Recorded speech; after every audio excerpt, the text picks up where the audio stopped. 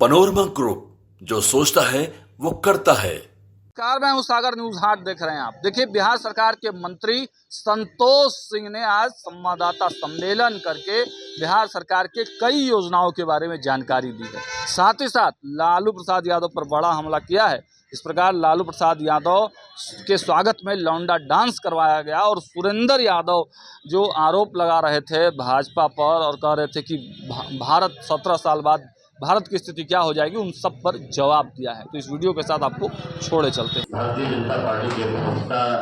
दानिश तिवारी जी, राजेंद्र सिंह जी, रणवीर जी, पूनम जी और इस सभागार में उपस्थित सभी इलेक्ट्रॉनिक और प्रिंट मीडिया के बंधु साथी, सबसे पहले तो आप सबके चैनल के माध्यम से आपके श्रोता चैनल के श्रोताओं को कृष्ण जन्माष्टमी की बहुत बहुत बधाई, अभिनंदन। मित्रों, ये आज का प्रेस सरकार के श्रम संसाधन विभाग का है और जैसा आप जानते हैं, श्रम संसाधन विभाग चाहे बिहार का विकास हो या प्रदेश का विकास या समाज का विकास या देश का विकास या विकसित बिहार का सपना या फिर विकसित भारत का सपना तभी साकार होता है जब श्रम संसाधन विभाग माननीय मुख्यमंत्री आदरणीय नीतीश कुमार जी के नेतृत्व में, माननीय उप मुख्यमंत्री आदरणीय शिवराज चौधरी जी के नेतृत्व में, माननीय मुख्यमंत्री आदरणीय विजय सिन्हा जी के नेतृत्व में जो काम यहाँ के युवाओं के लिए, सैनिकों के लिए जो हो रही है, उसके एक संक्षिप्त विवरणी आप लोगों के लिए, जानकारी के लिए आज हम सब उपस्थित यहाँ हुए हैं। मित्रों, पहले मैं बता दूं, अभी कुछ दिनों में बिहार में जो सबसे बड़ा जो इशू है, कई हमारे विपक्ष के साथी हमेशा बोलते रहते हैं कि बिहार के जो प्रवासी लोग हैं वो 2,95,00,000 यानी बिहार से वो बाहर रहते हैं। मैं बताना चाहूंगा कि भारत सरकार की ई श्रमिक पोर्टल है जिसमें 2,95,00,000 रजिस्ट्रेशन है और एक आंकड़ा जो जातीय जनगणना का हुआ है उसमें मात्र 57 लाख लोग बिहार से बाहर हैं,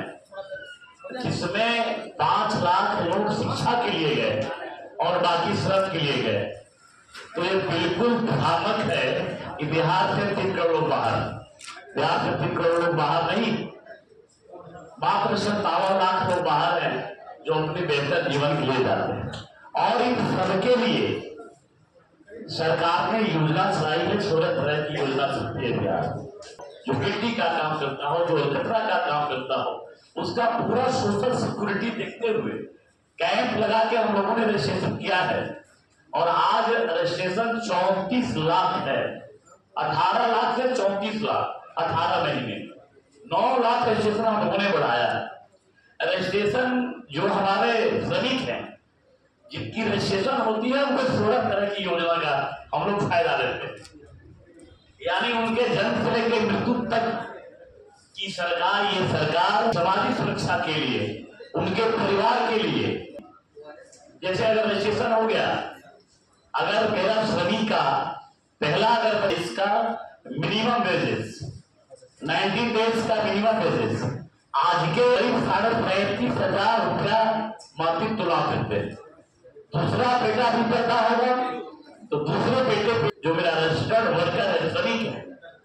उसको हम लोग दूसरे बेटे में भी 90 डेज का मिनिमम वेजेस यानी 35,500 रुपया देंगे। जो मेरा रजिस्टर्ड वर्कर होगा उसकी पहली बेटी, दूसरी बेटी की शादी में भी 50,000 रुपया, अगर 8 लाख रुपया नॉर्मल भी मृत्यु हो जाएगी तो उसको 2 लाख रुपया। ये सब यदि जैसे इंस्टीट्यूशन में एडमिशन हो जाए, IIM में जैसे एडमिशन हो लगे, 2 लाख लगे, 4 लाख लगे, 5 लाख लगे, 10 लाख लगे, सबको जितना पैसा लगेगा सरकार वहन करेगी। रजिस्टर्ड वर्कर उनको हम लोगों ने दिया है। अगर उनकी किसी भी परिस्थिति में या उनके बच्चे की इंटर्नशिप की योजना की जरूरत पड़े तो POCW में हम लोग OBD CM प्रतिज्ञा योजना लाए। CM प्रतिज्ञा योजना के अंतर्गत कि हमारे युवा जो जनरल ग्रेजुएशन वाले होते हैं, जो जनरल टेक्निकल डिग्री वाले होते हैं, जब किसी कंपनी में, किसी फैक्ट्री में, तो उनको वो कंपनी वाला कहता है कि जरा आप अपना अनुभव किए, तो एक बड़ी परेशानी होती है नौकरी करने में भी, रोजगार लेने में भी। माननीय मुख्यमंत्री जी ने चिंता की कि हमारे जो भी बच्चे किसी कंपनी में जाएंगे, एक पोर्टल है, उस पोर्टल पर रजिस्ट्रेशन करेंगे, तो उनको इंटर्नशिप योजना के अंतर्गत हम 4,000, 5,000, 6,000 रुपया प्रति महीना हम लोग देंगे, ताकि उनको इंटर्नशिप योजना में अनुभव प्रमाण पत्र लेने में किसी तरह की कोई दिक्कत नहीं हो। ये CM प्रतिज्ञा योजना, इससे बिहार के युवाओं को नौकरी लेने में, रोजगार लेने में काफी सहायता सिद्ध होगी, काफी सहायक सिद्ध होगी। अभी आप लोगों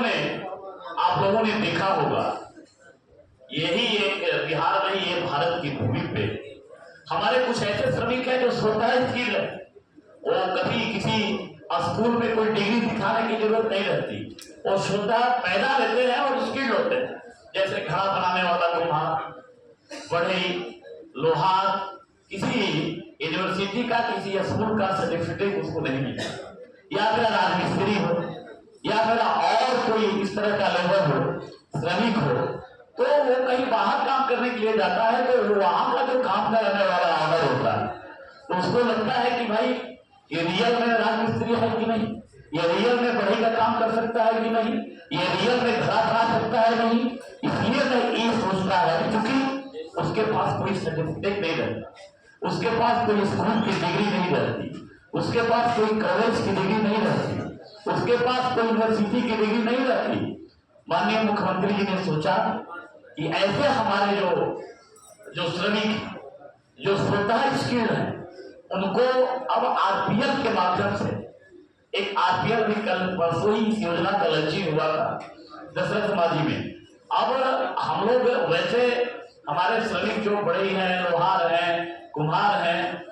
वेल्डिंग करने वाले हैं, राजमिस्त्री हैं, राजमिस्त्री के जो सहायता करने वाले हैं, जो उसके हेल्प करते हैं, वैसे हमारे सभी श्रमिकों के लिए, सभी वर्कर के लिए अब RPL चला के उनको हम स्किल देंगे, 15 दिन का उनको हम ट्रेनिंग देंगे, और ट्रेनिंग के पीरियड में उनको 35 रुपया पर घंटे के हिसाब से बातों भी देंगे। सुबह का खाना, सुबह का नाश्ता, दोपहर का खाना, शाम का उनका लंच और रात्रि विश्राम का भी सारा व्यवस्था सरकार करेगी। और 15 दिन ट्रेनिंग करके वैसे सभी हमारे जो स्वतः स्किल लोग हैं हमारे बिहार के, उनको हम लोग ट्रेनिंग करा के सारा पैसा सरकार वहन करेगी। माननीय मुख्यमंत्री जी को बिहार के सभी इस तरह जो स्वतः स्किल लोग हैं, बढ़ई, लोहार, राजमिस्त्री, कुम्हार, चाक चलाने वाला, उनके तरफ से माननीय मुख्यमंत्री जी को बहुत बहुत आभार कि अब उनको भी कहीं जाने में, दिखाने में कि देखो अगर और बिहार सरकार का टैग रहेगा और जस्टिफाई रहेगा कि भाई ये इस सब्जेक्ट में एक्सपर्ट